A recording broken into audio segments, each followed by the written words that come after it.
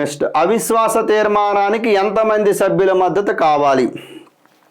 సాధారణంగా అవిశ్వాస తీర్మానము నెగ్గితే, అవిశ్వాస తీర్మానము అవేంటనేది చెప్తాను.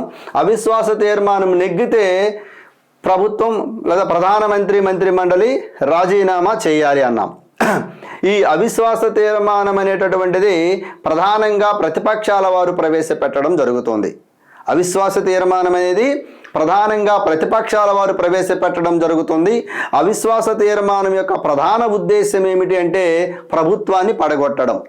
అయితే ఈ అవిశ్వాస తీర్మానానికి అనుమతిని ఇవ్వాలా లేదా అనేది సభాపతి, లోక్సభ స్పీకర్ నిర్ణయం పైన ఆధారపడి ఉంటుంది.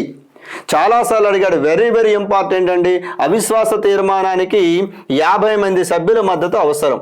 50 మంది సభ్యుల మద్దతు అవసరమండి.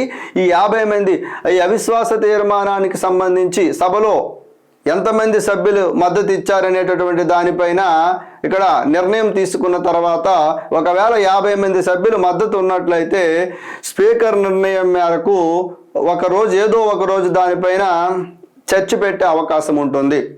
స్పీకర్ కనుక అనుమతిస్తే ఆ చర్చ జరిగిన తర్వాత ఓటింగ్ నిర్వహిస్తారు.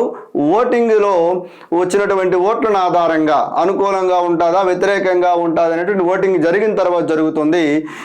ఎవరు ప్రతిపక్షాలు ప్రవేశపెట్టిన తీర్మానం కనుక నెగ్గితే, అంటే వీళ్ళు ప్రవేశపెట్టిన తీర్మానానికి అనుకూలంగా ఎక్కువ ఓట్లు పడినట్లయితే ప్రభుత్వం రాజీనామా చేయాల్సిన అవసరం ఉంటుంది. ఓకే, బట్ అవిశ్వాస తీర్మానానికి ఎంతమంది సభ్యుల మద్దతు అవసరం అన్నారు? 40 మందా, 20 మందా, 25 మందా, 50, 100 మంది అంటే 50 మంది సభ్యుల మద్దతు కావాలి.